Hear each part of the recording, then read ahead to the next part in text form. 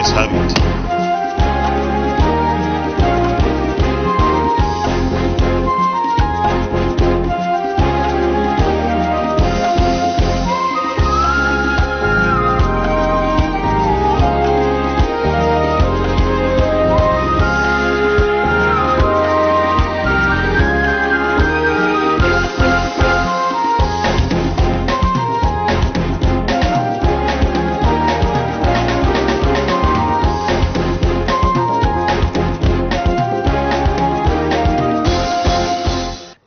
Pleasure to have you join us on the program. I am Oyeyemi Ajayi.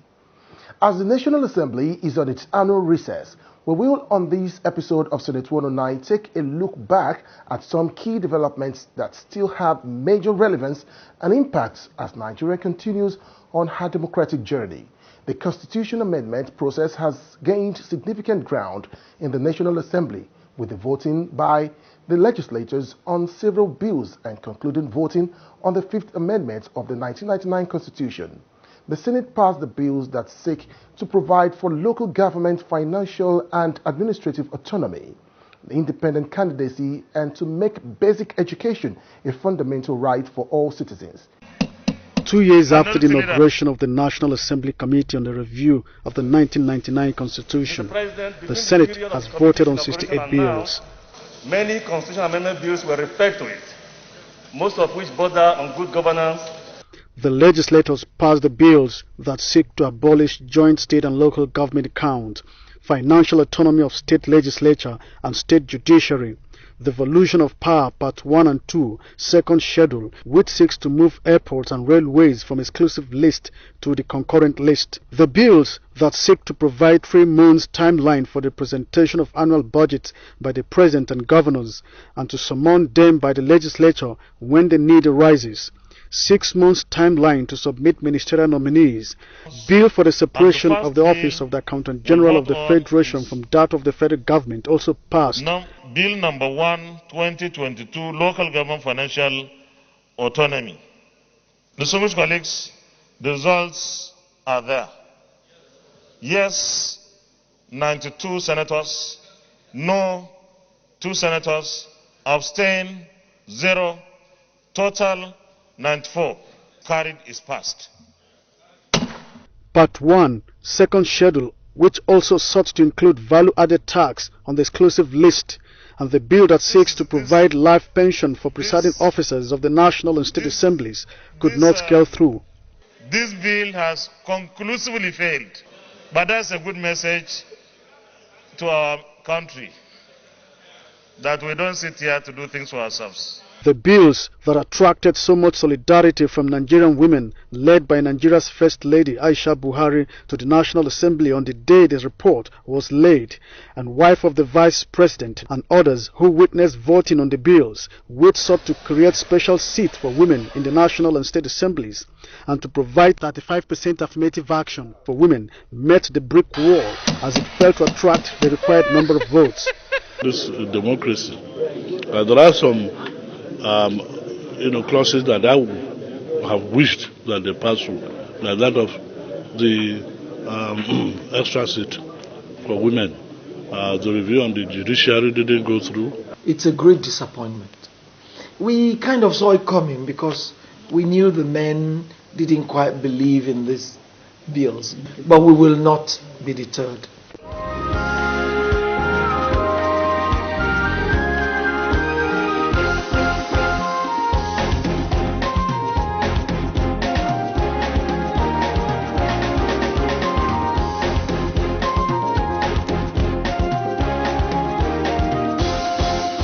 Here are the perspectives on these and other issues of some legislators.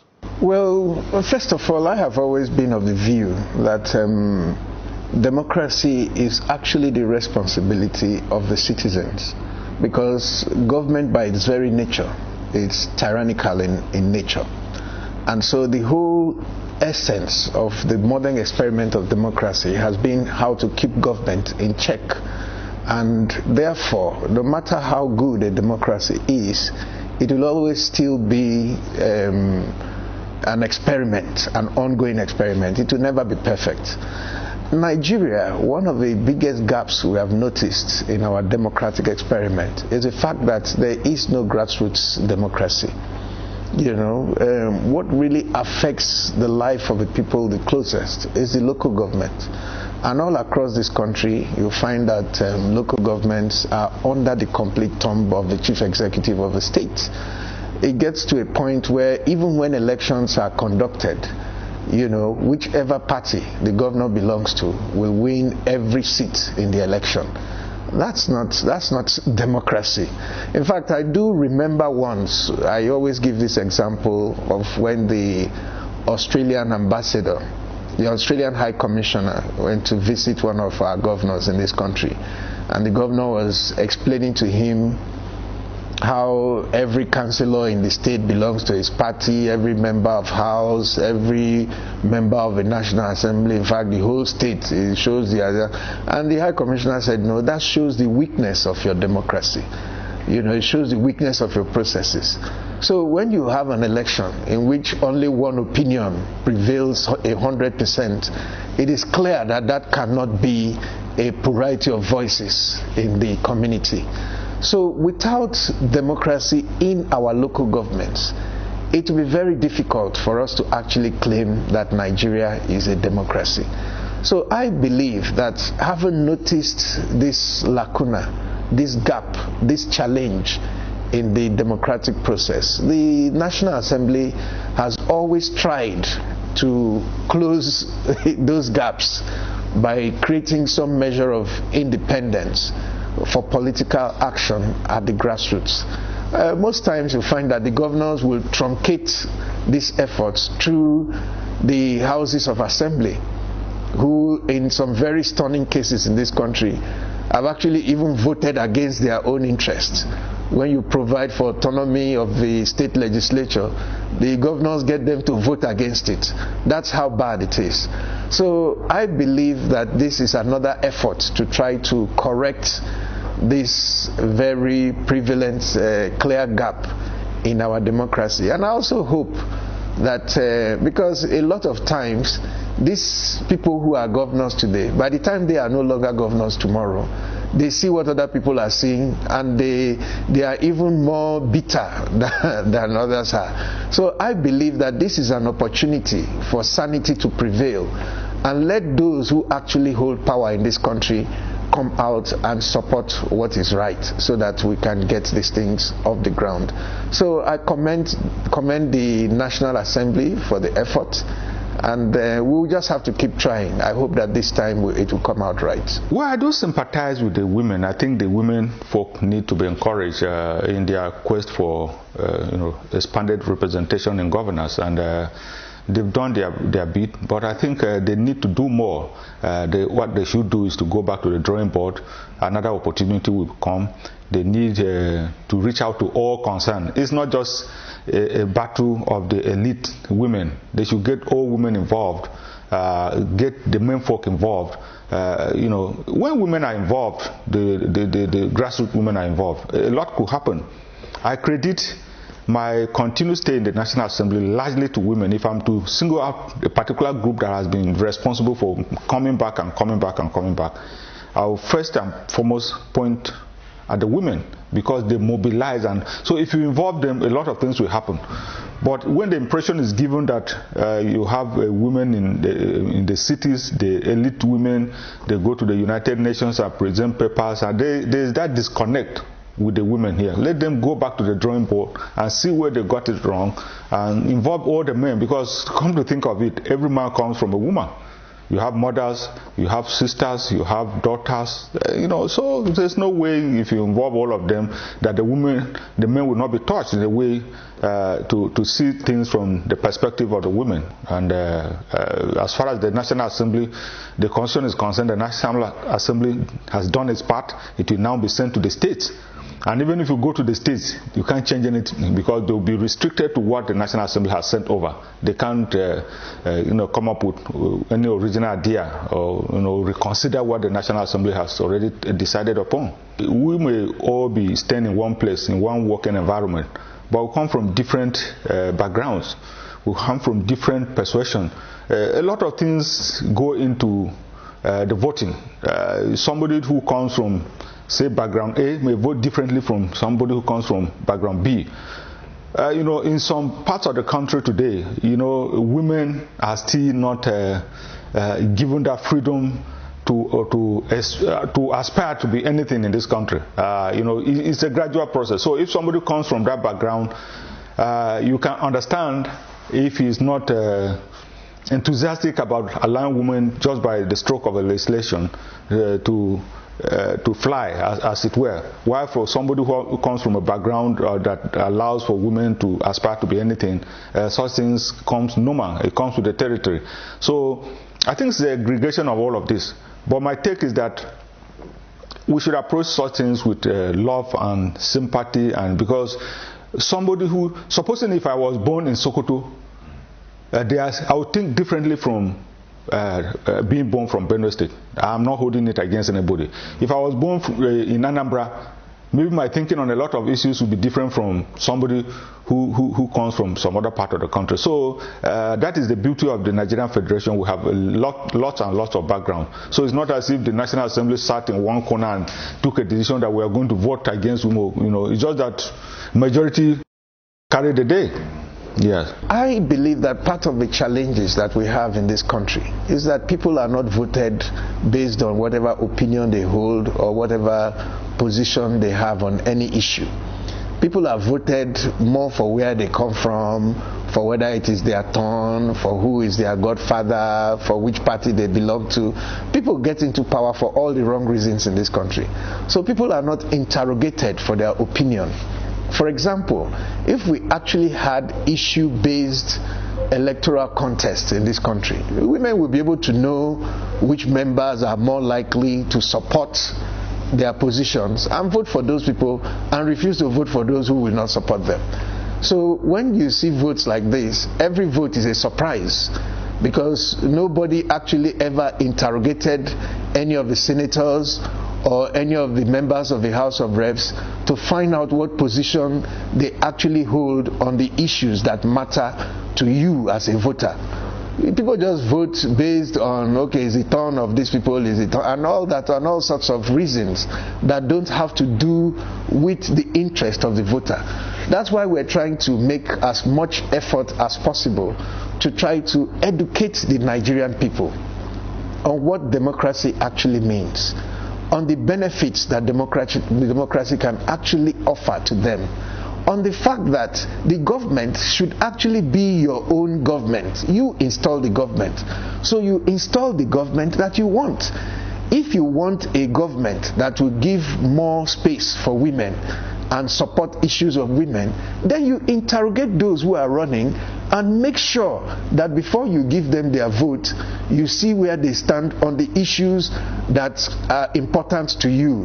It's not when they finish voting, you come to the National Assembly and start protesting. That is not how democracy works. They didn't give it to you this time. There's another election coming up. What the women should do is to organize themselves in such a way that any candidate who does not subscribe to their position, you don't endorse the candidate and you guide the women not to vote for those particular people.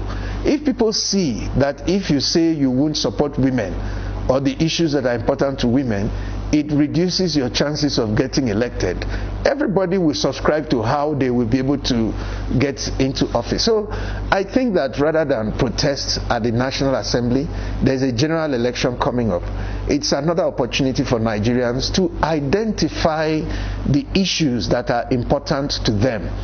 For some women, it may be the issue of women participation. For some people, it may be security. For some people, it may be corruption. For some people, it may be, there are different issues. Some people, it may be state police. There are things that you know that if Nigeria were to do this better, you yourself, your own life would also improve in the process. And you should be able to identify the candidates who reflect those opinions and then use your vote to propel them forward or draw them backward. I think that's what people need to do. I've been when I was in the Senate, I was in the Constitution Amendment Committee, Review Committee, and we actually pushed this matter up up to one of our committees, and we had a joint session with the House of Reps, and a few of us conspired and worked together to push it across against the objection of our colleagues who were there. But when it came up to the floor, it suffered the same fate. So I think that clearly the issue is that we don't have enough legislators who are committed to the issues of gender parity, who even believe in gender equality. Some of the top senators at that time, I know what they said about women. So it is not surprising that if they are there, these are the things, this is how they are going to react to issues of women. So I think it is important for the women to begin to identify early, not when people are already seated. You identify those who are trying to get into positions and identify those that are likely to support the things that are important to you, and you make sure that they get elected. And then those ones that you know will not help your position, you block them from getting there. If they are not there, they can't vote against you.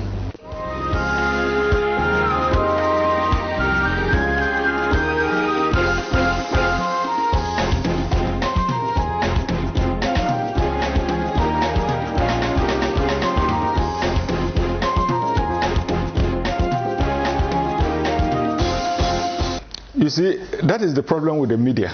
I would say, if we had voted pension for the media, I want to guess that all the headlines, the newspapers, on television and radio would be that. We would have forgotten about any other thing that we did. We would have, the legislature has awarded to themselves life pensions for the, all of that.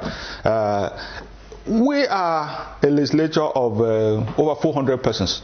Okay, so everybody will come up with their own idea, some noble, some not so noble. What is important is what comes out at the end of the lawmaking process. Sometimes the moment a bill is introduced into the National Assembly, people will start behaving as if that bill has been passed into law. And I usually tell people, wait till the end of the matter before you can pass your judgment. So the members rejected it.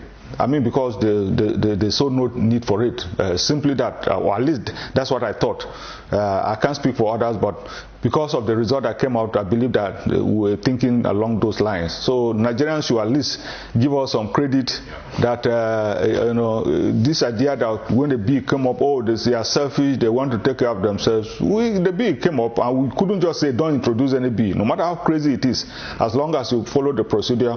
You have to follow it through to the end. And at the end, the National Assembly rejected that.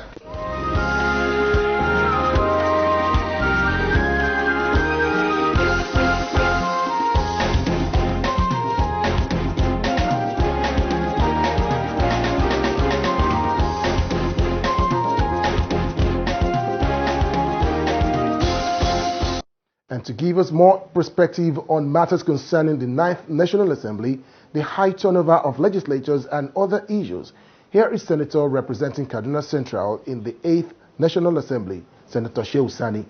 Nigeria's democracy is not different from other democracies around the world. The peculiarity of our own situation here leads to the annual turnover of new members of the National Assembly. Whoever you see at the National Assembly, whether as a senator or a member of House of Reps, is a product of local politics. And the basic reason why you see this annual turnover of new senators basically has to do with the crisis that exists between the members of the National Assembly and the executive governors of their states. Most times, governors are leaders of their party. So they felt that they can choose and pick whoever they want to be given the ticket to represent their states. And as such, most people who find themselves at National Assembly are favorites of the state governors. And when they fell out with the state governors, then you have new people being injected there. Or when senators like us, who refuse to be subservient and kowtow to state governors, you find us having problems when it comes to the issue of coming back in the same party.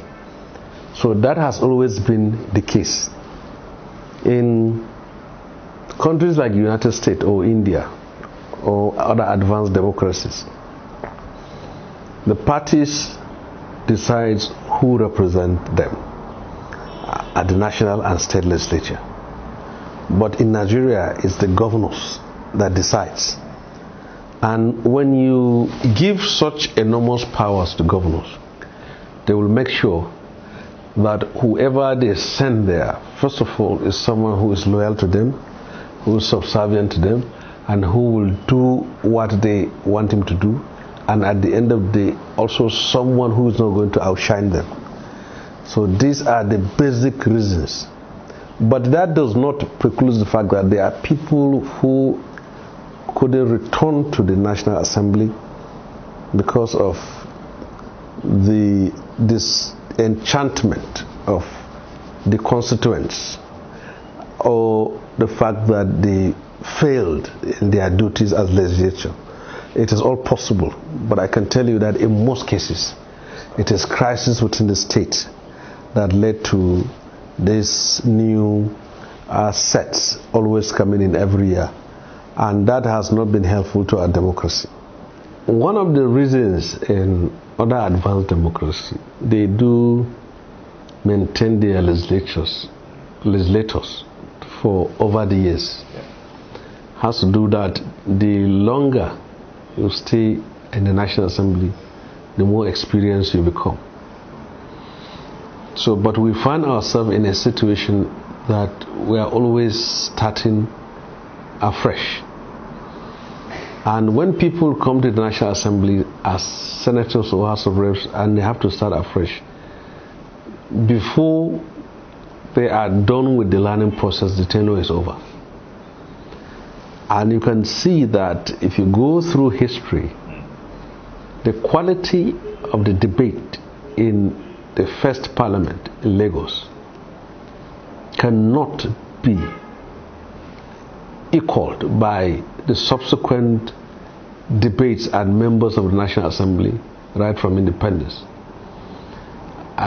This has to do with the fact that in pre-independence Nigeria, people were prepared for leadership, and not just physically prepared but intellectually prepared. People you find in the National Assembly are in different categories. There are those who were loved by their constituencies and elected into the Senate or National Assembly. There were those who were sent to National Assembly to warm the seat before the state governor finishes his tenure to take over. There are those who went to National Assembly because they could not get the seat of being state governors. There are those who were compensated with a seat in National Assembly because they were denied some certain privileges. There are also those who were sent to National Assembly because it was zoned to their own area. So it is not everyone you see in the National Assembly that comes in there on the same logic or the same rational thinking or equation. For the fact that all of them were elected, but there are differences in terms of local politics that produce them the position of leadership. So, and you can see this. The quality of the debate has seriously fallen for a number of reasons. There are people who are in the National Assembly and have the courage to express their mind. They have the courage and the conscience to stand up and defend the interests of Nigerians and do their legislative activities and duties in accordance with the principles and the policies as demanded of them. There are people who cannot fully stand and express themselves because of the situation they found themselves that led to their victory and presence in the National Assembly. So many times, especially members of the ruling party, they are caged to a certain point that they have an obligation to defend the government of the day, and irrespective of whether it has failed or not, and also to go against public interest if that public interest is against that of the government. And those in the opposition too have that duty to stand up and play the role of an opposition.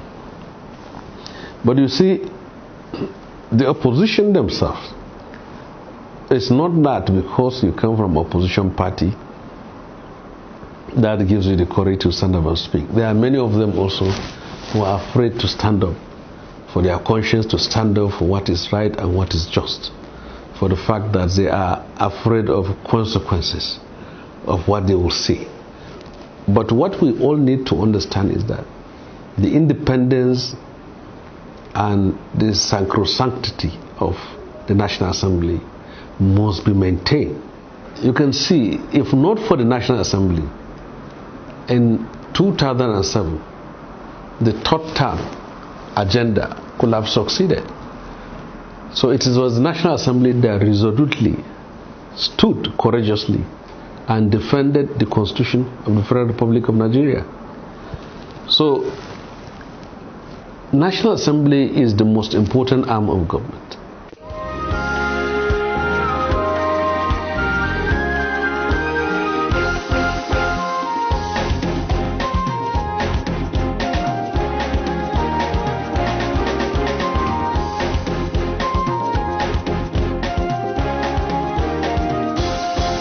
Well, that's the program this week. Thanks for sharing your time with us. And from me, Oyeyemi Ajayi, and the team, bye for now and see you next time.